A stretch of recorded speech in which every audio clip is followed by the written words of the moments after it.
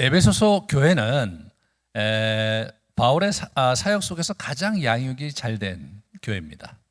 그렇기 때문에 에베소서는 아주 굉장히 규모 있는 교회론과 그리고 여러 가지 그 지침들, 가정생활들 그런 것들이 잘 정리되어 있을 뿐만 아니라 이 영적 생활에 대해서 많은 이야기를 저희에게 들려주고 있는데, 특별히 저희가 이제 악덕 시리즈를 하면서 이 악덕을 어떻게 이제 해치고 나와서 우리가 하나님 원하시는 삶으로 나아갈까 하는 질문을 던질 때, 오늘 본문이 아주 정확하고도 분명한 그런 방향을 제시하고 있고, 실제로 우리 에바고리우스라든가 이런 요한 카시아노스라는 이런 분들은 이 말씀을 의식하며 살았던 것이 곳곳에 이렇게 보여지고 있기 때문에 이 본문을 이번 주와 다음 주에 걸쳐서 두 번에 걸쳐서 같이 이렇게 정리하려고 합니다. 쭉 본인 자신이 1장부터 이제 쭉 여기까지 6장 9절까지 쭉 얘기를 전개한 후에 마지막 권면을 하는 거죠. 마지막으로 이렇게 굳세게 하나님 앞에 서야 된다. 승리하는 삶을 살아야 된다고 우리에게 얘기해 주고 있는데요. 먼저 이 에베소 성도들을 권면한 배경을 좀 우리가 살펴보면서 우리가 시작을 해보려고 합니다. 에베소는 그 당시에 번창하는 도시였어요. 그래서 이제 중국과 이게 이제 실크로드를 해갖고 로마와 연결되는 교역로에서 굉장히 중요한 항구 도시였고요. 소아시아의 수도이기도 했고, 그것이 이제 어디입니까? 우리 그 로마로 가는 굉장히 중요한 물류 항구이기도 했어요. 학자들은 당시에 그 로마 전역에서 가장 부유한 지역이 어디였겠는가 하면 단연코 소아시아 지역이었다고 얘기를 합니다. 왜냐하면 이게 동서무역이 이렇게 통과하는 지역이었기 때문에 상당히 부유한 그런 곳이었고, 당시에 이미 225만 정도의 그런 도시로서 아주 위용을 자랑하고 있었다고 이렇게 학자들이 얘기를 하고 있습니다. 지금 현대에도 도시가 25만이면 대단한 것인데, 당시에 25만 도시니까 아주 그 번창하는 도시였고요. 세계 7대 불가사의라고 알려져 있는 그 아데미 여신상이 그 풍요의 여신상 다신 그 신인데요. 거기에 커다란 신전이 거기에 있어서, 그래서 이렇게 우상 숭배가 상당히 만연했고, 이 마술 제의 등 여러 가지 제의들이 이렇게 하면서 종교적으로도 사실은 그 로마 종교와 우리 소아시아 그쪽 아시아에 있는 종교들이 이렇게 동서의 그 종교들이 이게 믹스가 돼서 연합이 돼서 사실은 굉장히 아주 대단한 그 영적인 도시이기도 했습니다. 그곳에 사도 바울이 복음을 전했고 이제 교회가 형성됐는데 아주 강한 그리고 아주 견고한 교회가 형성이 됐을 뿐만 아니라, 우리가 알고 있듯이 나중에 우리 사도 요한이 예수님 돌아가시고 나서 우리 그 자기에게 맡겨진 마리아, 예수님의 어머니 마리아를 모시고 이곳에 와서 죽을 때까지 여기를 섬기다가 그분이 여기서 돌아가셨어요. 지금도 에베소에 가면은 그 사도 요한의 무덤 자리가 이렇게 보존이 된 것을 볼 수가 있습니다. 우리가 그 사도행전 19장에 보시면요, 거기가 이제 어떻게 되어 있는지를 우리가 이제 약간 엿볼 수 있는 그런 표현들이 있어요. 에베소에 사는 그런 유대인과 헬라인에게 얘기를 하는데, 또 마술을 행하던 많은 사람이 그 책을 모아가지고 와서 모든 사람 앞에서 불사르니 그 책값이 계산한 즉 은 5만이었더라. 그러니까 뭐 엄청난 마술에 관한 책들이 있어갖고 그걸 이제 저거 불살렀기 때문에 또 굉장히 큰 화를 입는데, 그렇게 아주 종교적으로 대단한 곳이었던 것을 볼 수 있습니다. 그래서 에베소서 곳곳에 보면 사도 바울은 특별히 영적 전투에 대한 언급을 이제 하고 있는 것을 보게 돼요. 먼저 2장 2절 이렇게 한번 같이 보실까요? 그때 너희는 이 세상 풍조를 따르고 공중의 권세 잡은 자를 따랐으니, 공중에 권세 잡은 자 있었고요. 4장 27절 마귀에게 틈을 주지 마라 이런 얘기를 하고 있습니다. 5장 8절 너희가 전에는 어둠이더니 이제는 주 안에서 빛이라, 빛의 자녀들처럼 행하라 이런 얘기를 하면서 이미 상당한 긴장을 우리가 느낄 수 있죠. 그죠? 긴장을 느낄 수가 있어요. 영적으로 상당한 긴장 속에 이분들이 살고 있구나, 그런 거를 느낄 수가 있어요. 우리가 이제 그 선교지가 이제 여기저기 이제 전 세계 선교지가 있는데 특별히 악령이 굉장히 강한 그런 도시와 지역에 가면 선교사님들이 거기에 막 눌려서 힘들어하시고 병도 많이 나시고 그런 지역이 있거든요. 근데 그런 지역에 이렇게 실제로 저 자신도 이렇게 한번 가본 적이 있었는데 그 지역에 들어가니까 벌써 기운이 다르고 이게 기도라든가 또는 이렇게 예배 드릴 때 벌써 느낌이 완전히 다른, 제가 갔던 지역에 있는 곳엔 그래서 선교사님들이 2년을 못 버티고 다 떠나신 그런 지역을 제가 가본 적이 있었습니다. 사실 이렇게 악령이 강하게 역사하는 그런 도시는 쉬운 도시가 아닌데 사도 바울이 이러한 에베소 교회에 아주 그 강력한 공동체를 만들었다는 것은 대단한 역사였던 것이죠. 그러니까 사도 바울이 처음부터 그렇게 거기를 가지는 못했고 1차, 2차 전도행 마치고 3차 전도행 우리가 굉장히 성숙하고 아주 강하게 준비되었을 때 그럴 때 우리 사도 바울이 거기를 갔거든요. 그만큼 그 지역은 대단한 지역이고 하지만 강력한 공동체가 있었지만 여전히 영적 싸움의 한복판에 그들이 놓여 있었던 것을 이제 보게 됩니다. 자, 우리 이제 오늘 본문에서 영적 전투에 대해서 얘기를 하는데 오늘 본문 전체의 분위기는 이 영적 전투에서 특히 로마 군대가 싸우는 그런 당시에 그 강력한 군대였잖아요. 전 세계 최강의 군대였는데 그 로마 군대가 싸우는 전쟁의 그림에 이렇게 비유해서 영적 전투를 이렇게 대조적으로 설명을 하고 있거든요. 그런 부분들을 우리가 같이 좀 보겠는데 여기서 보시면 12절에 보시면 이제 어떻게 이제 돼 있습니까? 이렇게 돼 있죠. 우리의 씨름은 혈과 육을 상대하는 것이 아니요라고 돼 있어요. 그러니까 이 씨름이라고 돼 있어요. 씨름이라고. 그러니까 레슬인데 그 당시 레슬링 경기가 있었잖아요. 레슬링 경기에 이게 막 서로 막 얽히고 설키는 우리로 얘기하면 씨름이죠. 그런 아주 딱 마주 이렇게 딱 이제 두 사람이 서로 이렇게 마주대하면서 서로 막 이렇게 몸을 부딪히고 막 자기가 갖고 있는 모든 그 역량과 사지와 그런 자기의 모든 몸을 사용해서 상대를 제압하고 넘어뜨리는 그 씨름이거든요. 그러니까 우리가 생각하는 현대 여러 가지 구기 종목이라든가 또는 자기 수영이라든가 해서 자기의 기량을 10분 발휘하면서 정정당당하게 기록으로 이제 이렇게 경기를 하는 그런 것과는 완전히 차원이 다른 거죠. 완전히 차원이 다른 겁니다.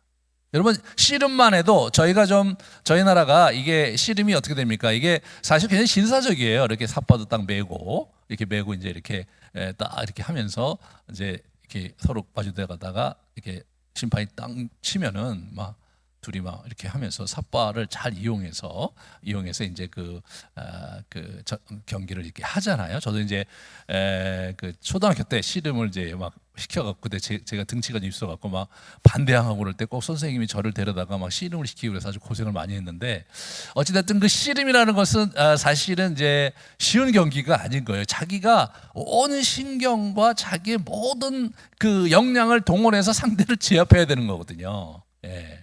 순식간에 상대의 기량에 내가 알아차리지 못하고 대응하지 못하면 그냥 넘어지는 거죠.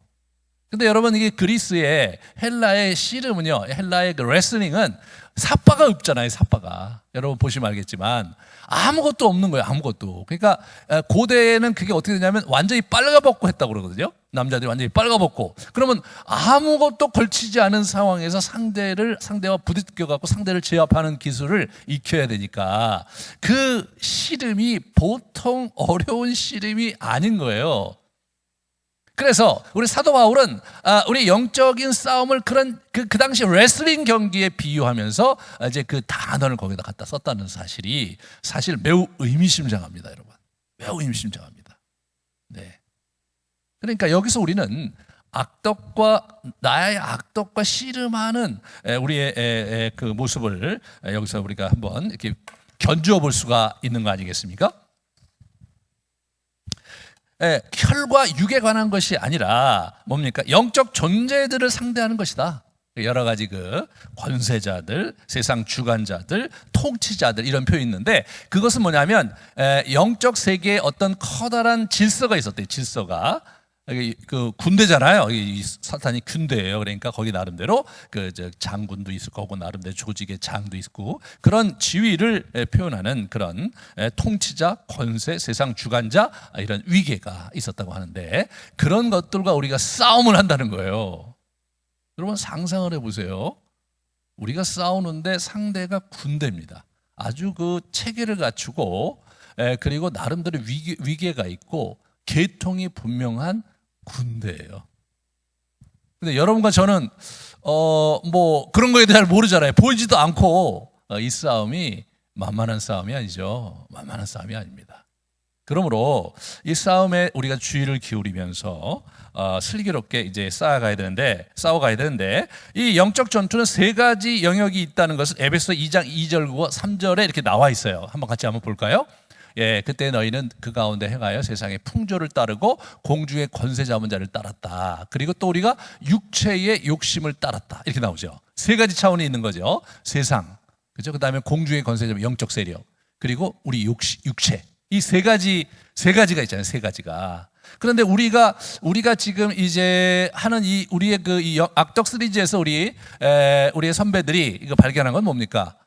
우리 안에 있는 그 악덕들이 이제 그거가 있을 때 이것이 어떻게 됩니까? 공중의 권세 잡은 악한 영들이 그 악덕을 공격한다는 거 아닙니까? 그래서 우리가 이게 굉장히 이제 어려워지는데 우리가 취약한 악덕이 있을 때 세상의 유혹과 그 외부로부터의 어떤 자극과 도전 속에 우리가 흔들리거나 거기에 이렇게 휙 쏠릴 때 악한 영이 그것을 타고 들어와서 우리를 공격하면서 우리를 무너뜨리는 거죠. 그런데 어떤 경우 가령 교만과 허영 같은 경우는 외부의 자극이 아닌 거예요. 우리 안에 있는 생각이 그런 종류의 생각이 일어날 때 악한 영이 그거를 틀어잡고 들어와서 우리를 무너뜨리는 이런 형태로 진행이 되고 있는 겁니다.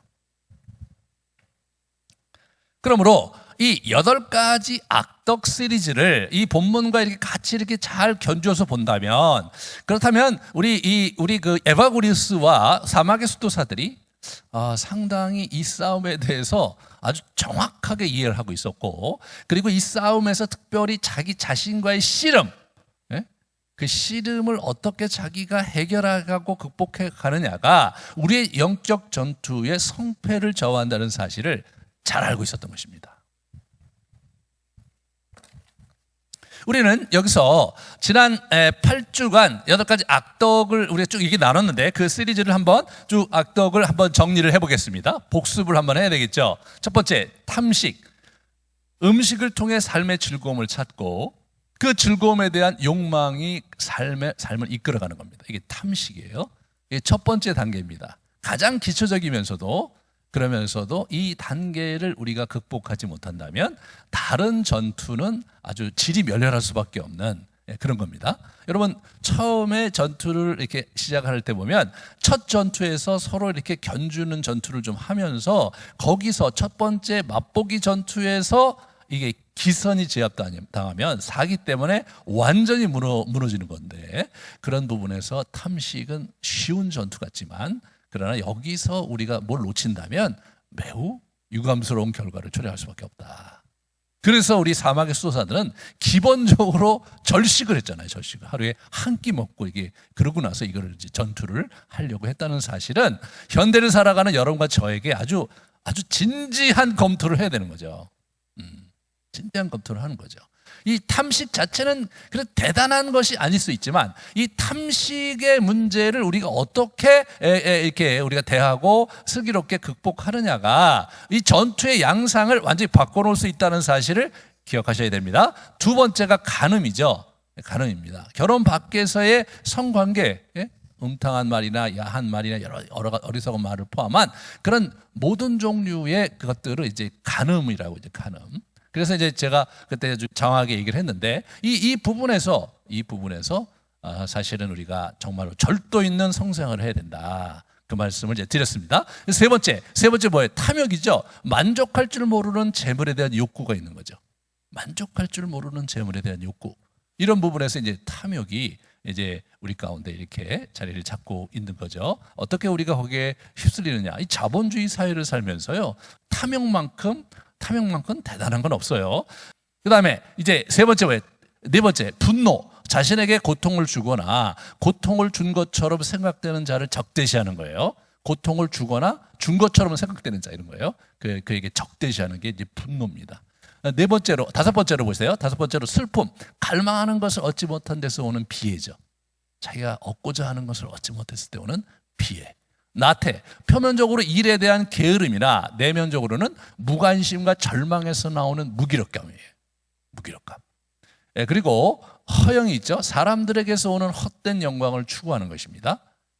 그래서 사실은 허영이 우리 가운데 이제 교묘하게 들어와 있고 사람들의 인정을 받으려고 그러고 사람들 앞에서 자기 자신을 이렇게 은근히 드러내려고 하는 그런 모습들을 우리가 갖고 있는데, 그것이 약한 영이 그걸 딱 이제 이렇게 거머쥐면 우리가 아주 교만으로 이제 휩쓸려 가면서 우리 인생이 이제 많이 망가지는 거죠. 그래서 자기를 교만으로 넘어가면 자기를 높여 하나님을 인정하지 않으면 하나님께 모독하고요. 자신을 올바른 행동의 근원으로 삼고 다른 사람들을 무시하는 그런 일을 하는 것이 교만입니다.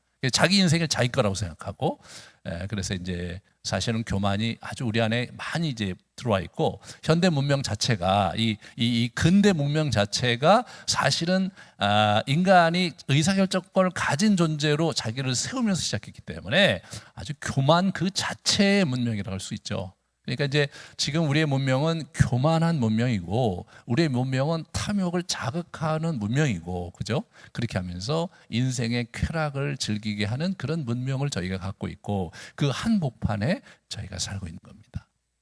그러므로 사실은 굉장히 쉬운 일이 아니죠. 자, 그러면 우리가 그 역동을 좀 생각해 보면요. 한번 같이 보겠습니다. 이 8가지 악독의 처음 그 6가지 악독은 서로 인과관계로 연결되어 있는 것으로 이분들이 이제 정리를 하셨는데, 탐식에서 그 다음에 간음이 오고, 간음에서 이제 탐욕으로 발전하고, 탐욕에서 이제 성취되지 않으니까 분노가 일어나고, 분노가 안 되니까 어떻게 돼요? 슬픔이 일어나고, 슬픔 속에 매몰됐다가 나태로 빠지는. 그래서 탐식이기 시작해서 나태로 가는 거예요. 그러니까 이제 저 문제는 어떻게 됩니까? 저 문제는 그 고리를 끊어야 된다는 표현을 해요, 이분들이. 그 고리를. 그래서 탐식, 간음 이런 데서 자기가 문제가 되는 것은 그 앞부분에 있는 고리를 아주 공략하면서, 그러면서 자기를 이제 극복해 가야 되는 거죠. 가령 자기가 나태에 깊이 빠져 있다면 슬픔을 공략하는 게 중요하죠. 슬픔을. 내가 어디로부터 이 길을 잃고 내가 슬퍼하고 있는가, 그 부분을 공략을 하면서 나태에서 이렇게 빠져나오려고 하는 그런 형태로 우리가 이제 우리의 그 상황을 잘 좀 우리 자신을 잘 이렇게 살펴보고 성찰을 해야 되는 거죠. 그리고 허영과 교만, 이거는 뭡니까? 이건 전혀 다른 영역에서 교묘히 침투해 오는 거죠. 앞부분의 6개와는 다른 역동 속에 있게 되죠. 그래서 우리가 이제 이렇게 보시면 탐식, 간음, 탐욕은 인간의 몸에서 활동하고, 분노, 슬픔, 나태는 인간의 마음에서, 어떻게 관계 속에서 많이 이제 나타나는 건 다른 사람의 관계 속에서. 허영과 교만은 어떻습니까? 영적 차원이에요. 영적 차원. 굉장히 교묘합니다. 상당히 교묘한 거죠. 네. 그러므로 이게 보통 문제가 아닌 거예요. 영성 훈련에 있어서 이분들이 생각하기에 가장 중요한 것은 이 인간의 죄의 문제를 이렇게 직면하면서 해결하는 것인데, 그 죄가 너무 많으니까 이분들이 8가지 그 근본적인 그 뿌리가 되는 악덕을 정리하고 그거를 이제 슬기롭게 헤쳐갈 수 있도록 나름대로 이제 그 훈련법을 개발해서 이분들이 이제 그것을 넘어서서 하나님과 깊은 경지에 들어가게 이제 하는 거죠.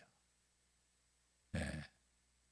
그런 영성 훈련을 했는데 열매가 아주 묘하게 흘러간 거 아닙니까, 여러분? 네? 우리가 주목을 해야 되는 거, 이게 주목을 해야 되는 거예요. 네. 그래서 이 허영과 교만이라는 것은요, 우리의 영성 훈련 그 자체를 또 이용해서 우리를 역공격하는 거예요. 역공격하는 거예요. 네? 그 성취를 또 왜곡시키고 그 성취 속에 교묘하게 달라붙어서 우리를 망가뜨리는 거예요. 참 그 무서운 거 아닙니까? 무서운 거예요. 저희가 사실은 70년대, 80년대부터 이 성령 운동을 이제 강하게 이제 했어요. 그러면서 그게 이상하게 그 탐욕으로 많이 갔습니다. 그죠? 탐욕으로 많이 갔어요. 그리고 뭔가 그 외형적인 엄청난 성취를 이루는 허영에 휩싸여 갖고 급기야는 이제 교만하게 된 게 저희 한국교회의 아주 중요한 역동 중에 하나입니다.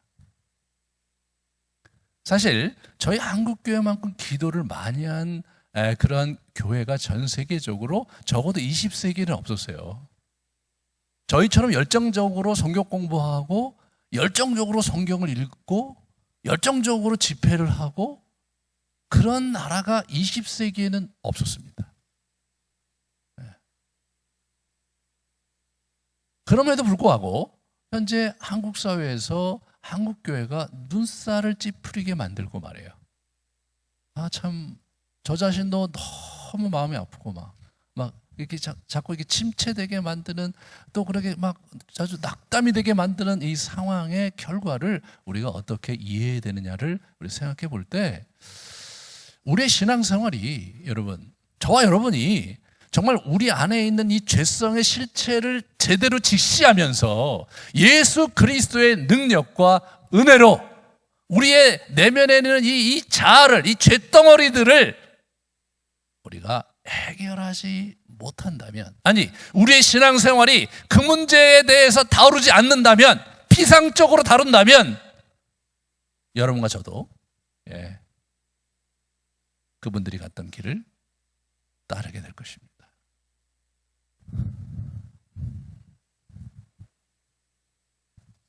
자, 그러면 우리가 좀 더 진지하게 이 악덕을 다스리는 요체를 한번 생각해 보려고 합니다. 첫 번째는 뭐냐? 자기의 악덕 지형을 파악해야 되겠다. 내가 어떤 지형도를 갖고 있는지, 나는 나의 죄성은 이 악덕 시리즈에서 볼 때, 나한테는 요런 부분이 하나 또는 두 개, 뭐 어떤 분들은 지금 8개가 다 있어서 힘들어하시는 분도 있어요. 물론 뭐 여러분이나 저나 8개가 다 왜 없겠습니까? 그런데 잘 살펴보면 최근에 나를 가장 뒤흔들어 놓는 2-3개가 있을 거예요. 그죠? 그 2-3개를 잘 숙지해서 그 문제를 우리가 해결하려는 전략을 수립해야 돼요. 대결 전략을. 그 전략을 우리 지난 악덕 시리즈에서 쭉 한 부분을 같이 이렇게 여러분이 보면서 그걸 잘 수립을 하시길 바랍니다. 제가 자꾸 얘기하고 후반부에도 얘기하고 다음 주에 또 말씀을 드릴게요. 하지만 중요한 것은 우리의 전략과 도모가 궁극적으로 8가지 악덕을 극복하게 하는 것이 아니라 주의 은혜로만 가능하다 이거예요. 그러니까 우리가 이 악덕을 제거하려고 하는 것 자체가 우리가 온전해지고 완전해지려는 목표를 갖기보다는, 우리 이 에바고리우스와 이 요한 카시아노스는 그렇게 생각하지 않았어요. 그런 것을 제거하면서 주님과 좀 더 가까이 가고 주님과의 교제에 깊은 연합으로 들어가는 것을 목표로 삼아서 그 문제를 완성도 있게 가져가려고 했다는 것을 잘 우리가 붙잡아야 되겠습니다. 우리가 고도의 자기 분석력과 자기 성찰과, 그리고 이제 자기 자신의 문제가 뭔지 다 진단을 하고, 그리고 전략적으로 마치 의사가 우리 환자를 진단하듯이 충분한 데이터를 가지고 진단을 해서 적절한 솔루션을 제공하는 이런 차원의 문제라기보다는, 그런 진단을 하고 내가 문제가 뭔지 자의식을 갖고 그러면서 정말로 내가 해야 될 도리를 하지만, 궁극적으로 그것은 주님의 은혜로만 가능하다라는 사실을 우리가 잘 받아들이고 주님 앞에 도움을 구해야 되겠다. 여기서 우리는 또 한 가지를 잘 우리가 봐야 될 게 뭐냐면, 이게 8가지 악덕이 아니라 실제로 시중에 나온 책들과 이런 것들을 보면 죽음에 이르는 7가지 이 죄에 대해서 나오거든요. 그게 8가지 악덕 시리즈에서 이게 이제 중세 때 그게 이제 신학화돼서 그것이 이제 책으로 많이 이제 만들어지고 굉장히 그 서구 문명의 문학에 굉장히 큰 영향을 끼쳤는데, 그러나 실제로 이제 우리가 이 에바고리우스와 요한 카시아노스의 그러한 작품들과 그들의 노력과 그들의 어떤 여러 가지 훈련 방법을 이렇게 비교해 볼 때 좀 차이가 있다는 것을 우리가 알 수가 있습니다. 한번 거기 보여주세요. 이 죽음에 이르는 7가지 죄 중에 뭡니까? 이 7가지 죄 중에 이 하나님 나라의 유업을 잃는 덕목이 3개밖에 안 나오거든요. 고린도전서 6장 9절에 10절에 10가지 정도의 그 악덕이 나와요. 그건 뭐냐? 하나님 나라의 유업을 이을 수 없는, 유업을 박탈당하는 그러한 8가지 악덕이 나오는데, 그 악덕에 속한 걸 간음과 탐욕과 분노밖에 없단 말이죠. 그렇다면 허영과 시기와 분노와 우울과 탐욕과 탐식과 정욕, 이렇게 이제 7가지 악덕을 했는데 그 중에 4개가 빠졌다는 것은 사실은 성경의 지지를 받을 수 없는 거죠, 여러분. 지지를 받을 수가 없어요. 그리고 죽음에 이르는 7가지 죄라는 표현도 저게 사실 그런 표현은 아니고요. 이게 근원이 되는, 여러분, 근원이 되는, 우리의 죄의 근원이 되는, 뿌리가 되는 7가지 악덕이잖아요. 7가지 죄잖아요. 네. 여러분, 죽음에 이르는 7가지 죄인데 살인이 없다는 게 이상하잖아요. 네?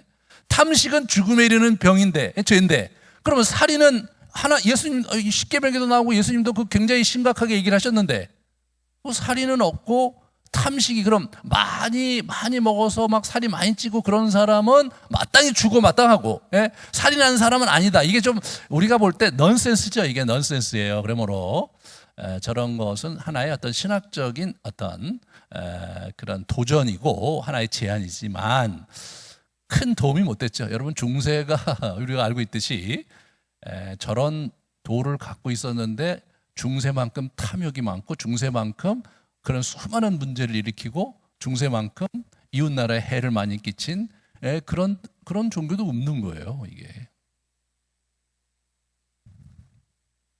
그러므로 우리는 초대교회로 돌아가고 사막의 수도사들 같은 순수한 영혼들, 그래서 결국 뭐냐면 자기 인생을 주님께 던져버리고 자기의 세상의 삶을 포기한 그런 열매를 가진 사람들의 이야기가 사실 진짜 백의 이야기가 아니겠습니까?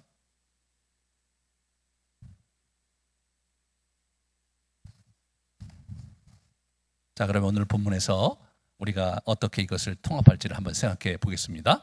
먼저 이 영적 전투에 있어서 처음에 해야 될 게 뭐냐면 주 안에서 주의 능력으로 강건해질 것. 10절에 얘기해요. 주의 능력으로 강건해져야 됩니다. 에베소서 1장 19절에서 21절에 같이 보시면 우리에게 베푸신 능력의 지극히 크심이 어떠한 것을 너희로 알게 하시기를 구하노라. 그의 능력이 그리스도 안에서 역사하사, 이렇게 나오죠.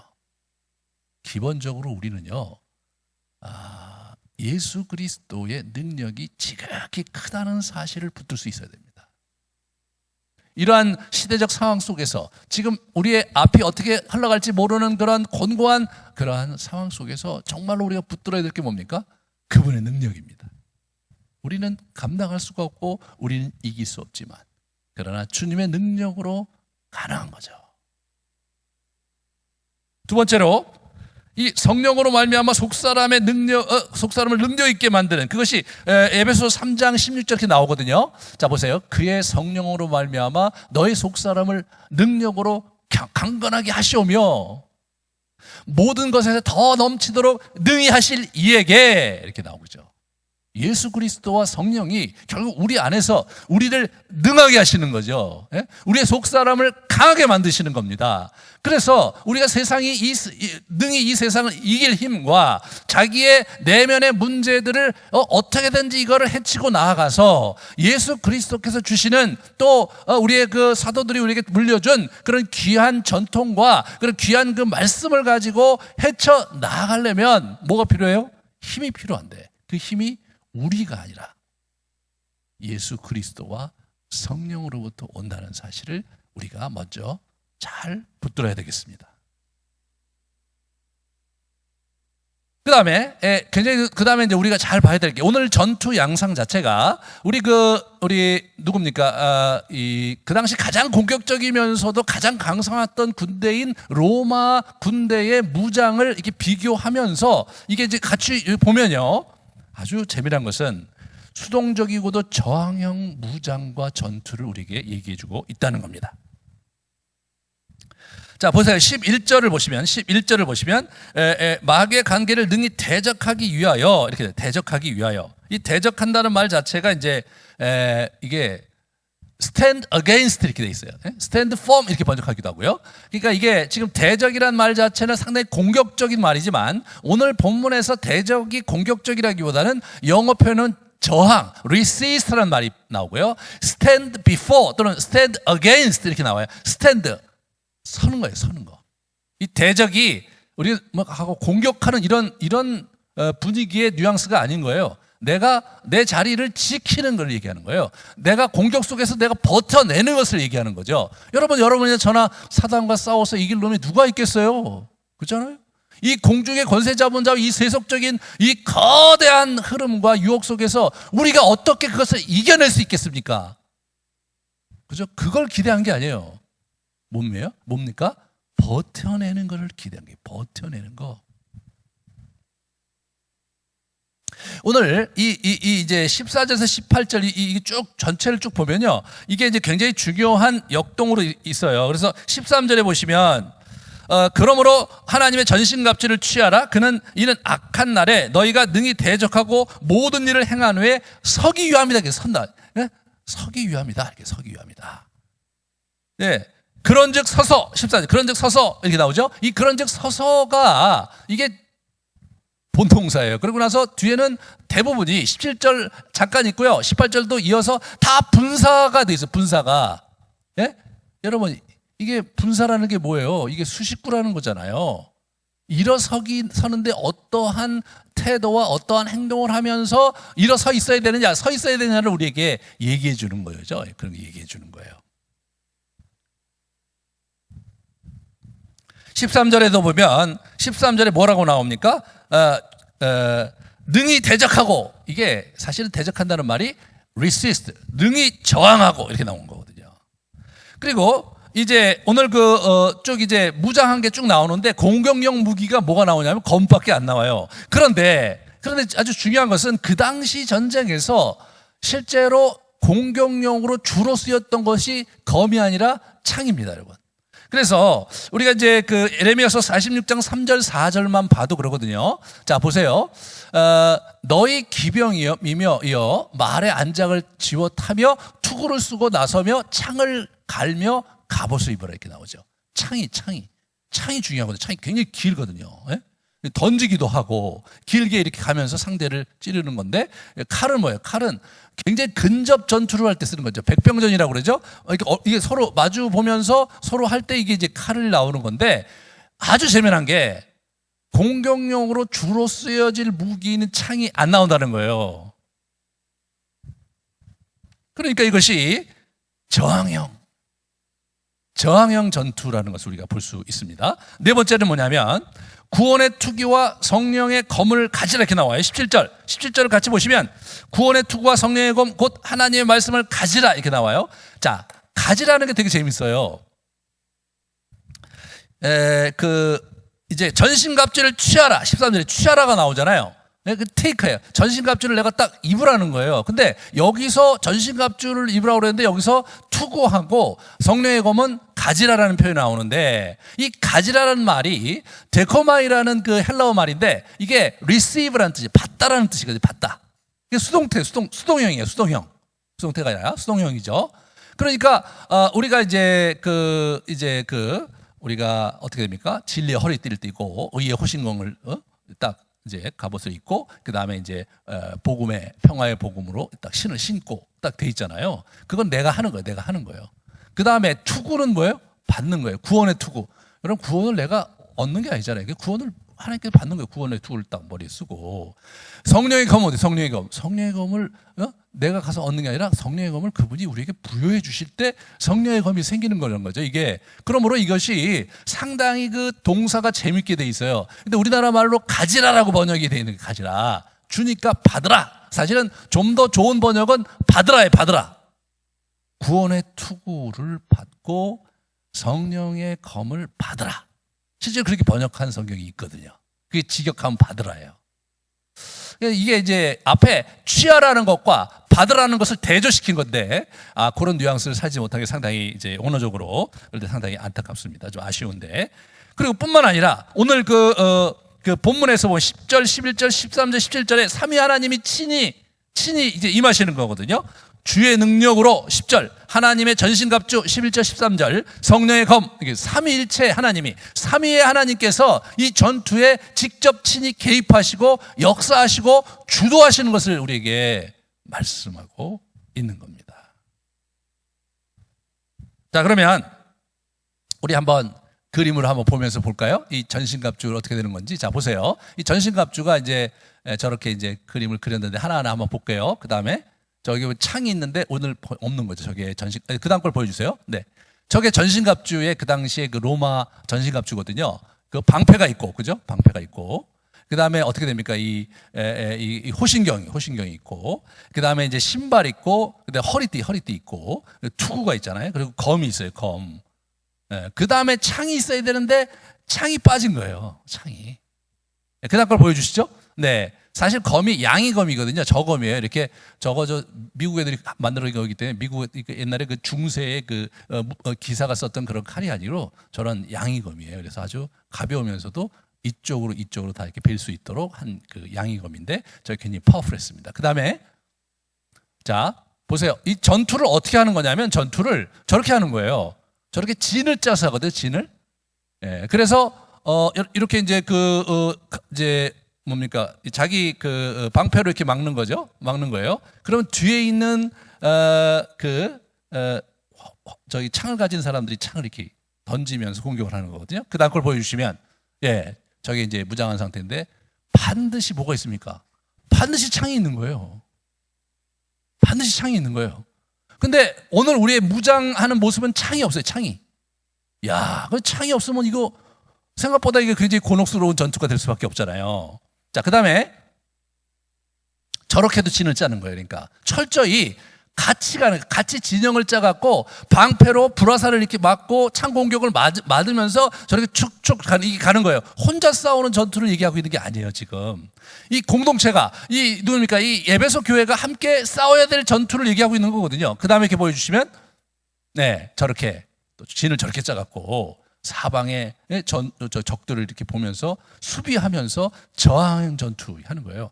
지금 이분이 저항형 전투를 얘기하고 있는데 저항형 전투를. 그 다음에 이렇게 보시면 저렇게 되잖아요. 이게 이제 오리지널 전투의 모습이죠. 앞에 딱 이렇게 전투할 때 이제 앞에 방패를 이제 군인들이 딱 맞고 저 뒤에서 활을 쏘던가 창을 쏘던가. 그런데 창병도 없고요. 활 준비가 안 나와요. 그 다음 게 보여주시면, 예, 그래서 저렇게 이제 아주 근접졌을 때 저렇게 하면서 이제 칼로 싸우는 거죠. 자, 이 그림을 잘 보시면 활과 창이 없다는 것은 매우 의미심장한 거죠. 그거 누가 하는 거냐? 그거 삼위 하나님께서 하시는 거예요. 자기 천군 천사를 보내셔서 우리가 우리의 진영을 짜고 있고 우리가 굳게 서기만 하면, 그리고 우리의 진영을 지키면서 이 진영이 엉클어지면 어떻게 돼요? 그거 완전히 괴멸이 되거든요. 하나님께서 친히 싸우시는 거죠. 구약부터 대대로 우리 나오는 영적 전투는 뭐예요? 하나님께서 전투하시는 거거든요. 그 다음 걸 보여주시면 저렇게 이제 싸우는 거예요. 네, 그 다음에 네, 그렇습니다. 자, 이제 우리가 한번 한번 하나씩 생각해 봅시다. 우리가 공격을 그럼 뭘로 하느냐? 첫 번째, 예, 그 다음 걸 보여주세요. 말씀의 검이죠. 말씀의 검, 말씀 암송과 묵상, 복음 전도. 신발을 신었잖아요. 이게 가면서 어떻게 복음을 전하는 거예요. 말씀의 검을 가지고 복음을 전하는 거예요. 이 믿음의 방패가 이때 중요하고 틈을 주지 말아야 된다. 창으로는 전진하면서 적극적인 싸움을 하기보다는 굳게 서서 방어하는 거다. 방어. 세상을 가고 도전하고 그러는 게 아니고요.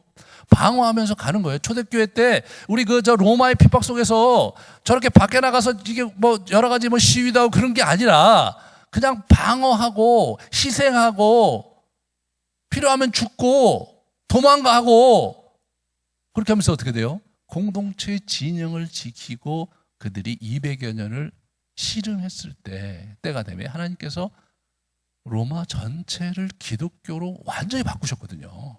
정치운동 한 적이 없어요. 전쟁을 한 적이 없어요. 정계에 진출해서 어떻게 해보려고 한 게 아니라 자기들의 자리를 지켰어요. 자기들의 자리를 지켰을 때 하나님께서 놀라운 역사가 임하게 하신다는 거죠. 공중의 권세 마귀와 싸우는 것은 예수님이 천사를 보내서 싸우시는 거예요. 자기들이 친히 싸우시는 거예요. 우리는 나 자신을 지키면서 나의 유업을 위한 싸움을 해나가는 거죠. 두 번째로 뭡니까? 두 번째로 오로지 기도의 기도. 그러므로 말씀의 검을 붙잡고 기도하라는 거죠. 성도를 위해서 구하고 지금 이게 자기 그 가택연금 상태에 있는 바울의 복음을 위해서 담대히 말할 수 있게 해달라고 중보기도를 요청을 하거든요. 다음 시간에 자세히 말씀드릴 텐데 이 모든 기도와 간구 항상 기도하는 거, 이 항상 기도가 이 전투에서 굉장히 중요한 포인트라는 것을 다시 한번 볼 수가 있는 거죠. 그 다음에 굳게 무장하고 서서 대적하는 거예요. 네. 다음 시간에 이게 굳게 무장하는 것을 얘기하면서 우리가 전투를 다음 시간에 쭉 설명을 할 텐데 우리가 일어서서 내 진영을 짜는 거예요. 우리 교회가 일어서서 우리가 각자 자기의 처소에서 자기의 분량을 가지고 자기가 맡은 역할을 가지고 하나님 앞에 자기를 지켜가면서 그 자리에 서 있는 거죠. 깨어서 그분께 기도하며 그 자리를 지켜내는 것, 그것이 영적 전투입니다. 그럴 때 놀라운 일이 일어나는 겁니다, 여러분. 우리 다니엘이요, 바벨론 왕립학교에서 그 사람이 한 게 뭐가 있습니까, 여러분? 그냥 개인 경건을 한 거죠. 자기를 지킨 거 아니에요. 음식 규정을 정말 레위기 규정을 지키려고 그걸 하면서 하루에 3번 기도하고, 그게 그분이 하셨던 영성 생활의 핵심이었는데 그 친구들과 함께. 그런데 그분들이 바벨론을 움직이는 주요 요직에 앉아서 하나님의 놀라운 이적과 행사를 보면서 궁극적으로 포로기를 이스라엘 백성들을 견디게 하고 나중에 어떻게 돼요? 나중에 다시 귀환시키고 하는 일에 이들이 놀라운 역할을 한 것이죠. 네, 그들이 정권을 바꾼 게 아닙니다. 그들이 전쟁을 한 게 아니라 그들이 자기 자리를 지켜 서 있었을 때 하나님께서 역사를 바꾸신 것이죠. 자, 그러면 우리가 이제 마지막으로 한번 쭉 우리가 어떻게 해야 될지를 좀 정리를 해보겠습니다. 첫 번째, 자신의 악덕 지형을 숙지하자. 네? 내가 도대체 요새 보니까 이게 나한테 문제구나. 이게 문제구나. 여러분 중에서 이제 제가 가끔 간증을 듣는데 막 그것 때문에 집에 가서 막 너무 힘들었다, 그리고 막 하루 종일 굉장히 회개하고 힘들었다, 이런 얘기를 이제 하신 분들도 있고, 내가 갖고 있었던 그런 문제가 나는 이런 건 줄 알았더니 이쪽 악독이 사실 내 안에서 굉장히 많이 나를 지배하고 있었네. 그런 부분들을 깨달으신 분들이 있더라고요. 그게 뭐냐면 그게 뭐예요? 그게 자기의 지형도를 자기가 이제 이렇게 알아차리는 거죠. 이 영성을 위해 가장 핵심이 뭡니까? 자기 자신의 주제 파악을 하는 거거든요. 자기의 악덕의 실체와 지형을 파악하는 거, 그걸 해야 된다는 거예요. 두 번째로 기본적인 욕구를 꾸준히 다스리는 거예요. 탐식, 절식을 해야 돼요. 이제 많이 먹고 그런 거에 대해서 조심스럽게 조금씩 긴장을 해야 돼요. 정해진 양과 정해진 시간에 먹는 거예요. 그래야 저걸 통제할 수 있는 거예요. 근데 우리가 이제 살다 보면 어떨 때 좀 더 많이 먹게 되고 과식을 하게 되면 반드시 문제가 생기죠. 반드시 문제가 생겨요. 네. 참 잘 나가다가도 한번 과식을 하면 상당히 어려움이 있는 걸 제가 최근에 경험하고 있는데, 두 번째로 간음, 절제와 절도가 있어야 되죠. 그러면서 자기가 나름대로 원칙을 가지고 그러면서 자기의 성생활을 절도 있게 해 나가는 것, 이런 것들이 사실은 우리에게 굉장히 중요한 거예요. 세 번째, 탐욕. 이거 어떻게 바꿉니까? 탐욕 자체를 없앨 수가 없는 거예요. 무슨 얘기냐?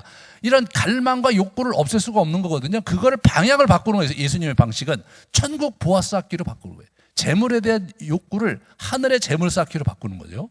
그리고 어떻게 돼요? 유업 성취로 전환해요. 이 세상의 성취 욕구를 유업을 성취하는 것으로 자기 열정을 바꾸는 거예요. 마음껏 하나님 나라를 위해서 투자하고 마음껏 하나님을 위해서 봉사하고 말이에요. 그렇게 하면서 자신의 탐욕을 정화시켜 나가는 거죠. 디모데서 6장에 보면 이렇게 이 일만하게 뿌리가 돈이다, 이런 얘기가 나와요. 그러면서 부자들을 권해서 선한 일을 도모하기를 힘쓰게 만들어라, 그런 말을 하는 거예요. 부자들의 돈을 털어서 가난한 사람에게 나눠줘라, 이렇게 얘기하진 않고, 여러분, 선한 일을 도모하게 하라는 거죠. 공산주의는 뭡니까? 부자들의 돈을 털어서 가난한 사람들에 나눠주는 게 이 공산주의인데 결과적으로 열매는 뭡니까? 부자들의 돈을 털어서 자기들이 부자가 되는 형태로 간 게 이 시대의 공산주의죠, 여러분. 네? 중국에서, 북한에서 우리가 그것을 볼 수 있지 않습니까? 그러므로 이 기본적인 욕구를 잘 다스려 가라. 근데 그 첫 번째 디딤돌이 탐식을 절제하는 데 시작하는 거예요. 예? 탐식을 그거부터 시작을 해요. 그거부터. 그 다음에 세 번째 뭐예요? 관계에 있어서 나오는 이 분노와 슬픔을 극복해야죠. 뭘로 극복합니까? 용서와 사랑의 도로 극복을 해야 돼요. 이때 굉장히 중요한 우리의 영성 생활에서 시편 기도가 나와요. 시편 기도가. 저희 교회에서 새벽 기도마다 시편 기도 하잖아요. 네. 이 시편 기도가 우리의 감정적 차원의 문제에 아주 깊은 가이드라인을 우리가 주고 있는데, 여러분 어떻게 우리가 우리의 정서적인 어려움과 슬픔과 비애를 어떻게 극복할 수 있습니까, 여러분? 네? 노래를 많이 들으면 됩니까? 상담소에 가서 훌륭한 사람한테 상담받으면 해결이 됩니까? 예, 부분적으로 도움이 되지만 근본적인 치유가 안 일어나요. 네, 시편 기도하면서 용서와 사랑의 도를 일구어 갈 때 그것이 차츰차츰 정리가 되는 거 아닙니까? 그 다음에 마지막으로 뭐가 있습니까? 나태를 경계하고 허영과 교만을 근본적으로 무력화시키는 내공을 쌓아야 돼. 네? 저기 세 가지가 가장 강력합니다. 저게 가장 강력해. 그 나태는 어떻게 되냐면, 허영과 교만은 영혼에 관련된 거죠. 영혼에 관련된 거예요. 나태는 육신과 영혼의 가운데 있어요. 이놈이 영적 나태로 가버리잖아요. 육적인 나태가. 그러니까 이 문제를 잘 공략을 해야 돼, 이거를. 그래서 우리 에바그리우스가 나태가 가장 무거운 악한 영이긴 하지만 그것을 돌파하면 수직 상승을 해서 하나님과 깊은 관계를 누릴 수 있다고 얘기한 거 아닙니까? 이게 굉장히 재밌는 거예요. 그래서 사막의 수도사들이 우리에게 준 이 정기적인 죽음 묵상, 전도서 깊은 묵상하는 거, 그죠? 화살 기도, 예수 기도 거기서 나왔죠. 그 다음에 수동적인 묵상 기도와 침묵 기도, 이게 거기서 나온 거예요, 여러분. 저런 영성 생활이 안 되면 나태와 허영과 교만이, 예? 교만을 우리가 어떻게 해볼 도리가 없어요. 물론 하나님의 은혜로, 예, 또 할 수가 있고, 이런 거 아니고 할 수 있는 하나님이 하시는 방법 중에 뭡니까? 심각한 고난이죠. 예, 엄청난 고난의 사람을 그냥 완전히 그냥 죽을 둥 살 둥하고 만들어갖고 막 먹고 살기도 힘들고 만들고 막 여기저기 아프게 만들고 그래봐요. 교만, 뭐 허영, 교만 이런 것들이 사실은 뭐 자리 잡을 틈이 없는 거예요. 그리고 누가 봐도 내가 정말 문제가 많고, 누가 봐도 내가 돈도 없고, 누가 봐도 정말 사회적으로 볼 때 아주 비천하기 이럴 데가 없는 그런 놈이다 말이에요. 그런 고난 속에서 하나님께서 이 나태와 그리고 이 허영과 이 교만을 다루시는 거죠. 예. 여러분 경제적으로 심각해 봐요. 일을 하고 또 하고 부지런히 살고 또 부지런히 살고 나태할 짬이 없는 거죠. 나태할 짬이 없어요. 여러분 결국 우리의 선택은 그러죠. 하나님께 우리를 사랑하시면 우리를 연단하셔서 정말 하나님의 사람으로 만드셔서 복을 주시고 하나님의 나라의 아들과 딸로서 하나님의 나라를 같이 누릴 수 있고, 그죠? 하나님의 나라의 귀한 일들을 감당하는 사람으로 우리를 부르셨어요. 근데 이 친구들이 영성훈련도 안 하고 기도도 생활도 잘 안 하고 말이에요. 하나님 알아가려는 노력을 잘 안 해. 그럼 하나님께서 버리십니까? 그게 아니죠. 하나님께서 기다리다 안 되면 고난을 허락하시는 거죠. 아멘. 아멘. 네. 고난을. 그래서 저는 이제 이런 얘기를 하고 싶어요.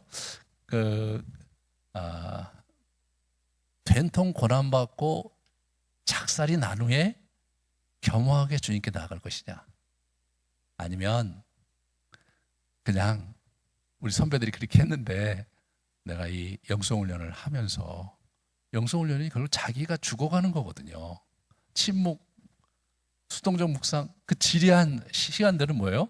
주님, 내가 당신 앞에 있고 나는 보잘것없는 존재고 당신이 아니면 나는 존재할 수도 없고 살 수도 없는 존재고 정말 비천한 존재라는 것을 그분께 매일매일 고백하고 우리 자신을 드리는 거. 그거죠. 네. 스스로 찾은 고난이죠. 여러분. 그래서 어떻게 돼요? 사막의 수도사들을 백색 순교자라고 하거든요. 실제로 이 땅에서 피 흘리고 죽은 사람들 어떻게 돼요? 붉은 그 순교자라고 한다면 이분들은 백색 순교라고 해요. 백색 순교. 또 역사상 우리 LA에 있는 아일랜드에 있는 그쪽에 부흥운동이 일어나는데 이분들은 녹색 순교자라고 그래요. 집 거처를 안 두고 계속 방랑하면서 그러면서 복음을 전하는 삶을 살았거든요. 그게 백색 순교입니다. 그러므로 그게 녹색 순교입니다. 그러므로 저와 여러분은 녹색 순교 또 이제 붉은 순교 이런 거 붉은색 순교 얘기하지 말고 백색 순교를 하자. 그게 답입니다, 여러분. 이게 답이에요. 그래서 이제 너무 이렇게 저희 교회 오셔서 너무 오랫동안 영성훈련도 안 하시고 이렇게 계시는 분들이 있는데 이제 곧 다가올 겁니다. 저도 고난을 당해봤는데 그렇게 좋지는 않더라고요. 성경에서 기뻐하라고 그랬는데 나중에 시간이 지나고 나니까 참 감사하다 했지. 그 고난 과정에 있을 때는 사실은 살고 싶지 않죠. 사랑하는 여러분, 우리가 이 땅에서 진정한 행복을 누리고 정말 우리가 이 땅에서 하나님 안에서 축복을 누리는 삶을 살기 원한다면 이 악덕을 씨름하면서 극복하고 주님을 깊게 붙드는 축복을 꼭 여러분이 붙드셔야 합니다. 다음 시간에 그 실제를 같이 좀 우리가 나누기로 하고요. 오늘 여기서 마치도록 하겠습니다. 네, 잠깐 우리 마음을 가다듬으시고 좀 침묵하는 시간을 갖겠습니다.